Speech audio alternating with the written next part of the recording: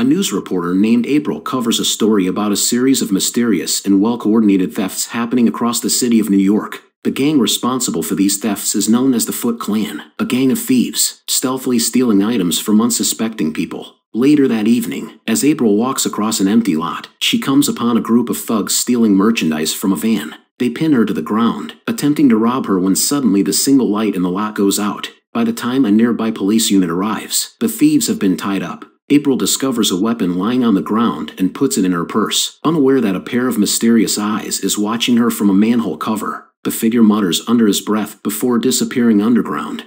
Deep in the sewers, four humanoid turtles wearing colored eye bands emerge, cheering in celebration. They return home where their master, a large rat named Splinter, asks if they were seen and reminds them of the importance of their continued training as ninjas. One of the turtles orders pizza while Splinter tries to meditate, but his peace is disrupted when one of the turtles turns on the radio and they all start partying. Except for one, the turtle with the red eye band. Raphael, frustrated by the loss of his sai, announces he's going out to see a movie, wearing a trench coat and hat as a disguise. Meanwhile, two of the turtles, Donatello and Michelangelo, wait for the pizza delivery man and manage to avoid paying full price for a pizza that's 2 minutes late.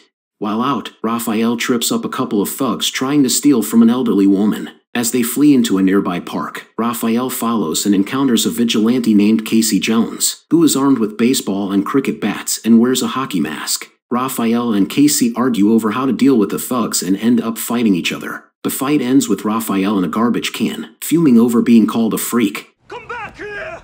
I'm not finished with you! Casey escapes, and Raphael returns to the sewers, where Splinter calms him down with kind words. The next day, April visits the police chief after a report where Chief Stearns criticizes her for poking her nose into his business regarding the organized crime wave. She walks to the subway to go home and is confronted by a group of thieves in ninja garb. The leader slaps her and tells her to stay quiet about the Foot. When she tries to fight back, they knock her out, but Raphael intervenes. The Foot leader wakes up in time to see Raphael carrying the unconscious April down the subway tunnel and follows them. Raphael takes April to the turtles' hideout, much to the others' disapproval. The Foot leader peeks through the doorway, sees the turtles, and retreats. When April wakes up, she screams at the sight of the turtles and Splinter, who proceeds to explain who they are and why they're here. 15 years earlier, Splinter had been living in the sewers after being separated from his master. When he found 4 baby turtles crawling around in toxic waste, he brought them to his home where they quickly grew larger, eventually walking on 2 feet and talking. Splinter noticed changes in himself as well, especially in his intellect, and began training the turtles in ninjutsu. He named them after famous Renaissance artists, Raphael, Leonardo, Donatello, and Michelangelo. The turtles escort April home and spend some time with her, enjoying some frozen pizza. When they return to their lair, they find it ransacked and Splinter missing. With nowhere else to go, they return to April's apartment and spend the night. The next morning, Danny, a teenage thief seen earlier, is released from jail to his father Charles, as part of a deal with Chief Stearns. Charles, head of Channel 3 News, agrees to have April ease up on her coverage of the Foot in exchange for Danny's release. Charles visits April's apartment and warns her to stop running her story before it gets her into more trouble. April is more concerned about Charles discovering the turtles hiding around her apartment. Danny spots one briefly through a reflection before he and his father leave. While driving home, Charles confronts Danny about stealing, and when he stops in traffic, Danny runs away. He heads to an abandoned warehouse by the harbor, which the Foot Clan uses as their base. Teenagers from across the city unload stolen goods or play games under the watchful eye of Tatsu, second in command. A gong signals a mass meeting, and everyone gathers in a large arena where their leader, Master Shredder, addresses them as his outcast children. He warns them of a new threat to their order. Splinter, tied up against a wall, listens as Shredder mentions the turtles, prompting Danny to speak up. At April's apartment, the turtles watch the news as April thanks Raphael for rescuing her. I think he's actually turning red. However, Raphael and Leonardo soon argue over what to do with Splinter missing, and Raphael storms out. He heads to the roof, where he's ambushed by an army of Foot Clan ninjas. They throw him, unconscious, back into April's apartment just after she returns home. The turtles fight the ninjas, ending up in the antique shop below. Outnumbered as Tatsu arrives with reinforcements, they are saved by Casey Jones, who spotted Raphael from the rooftops earlier. They escape through a secret doorway as the building catches fire. Danny watches from afar.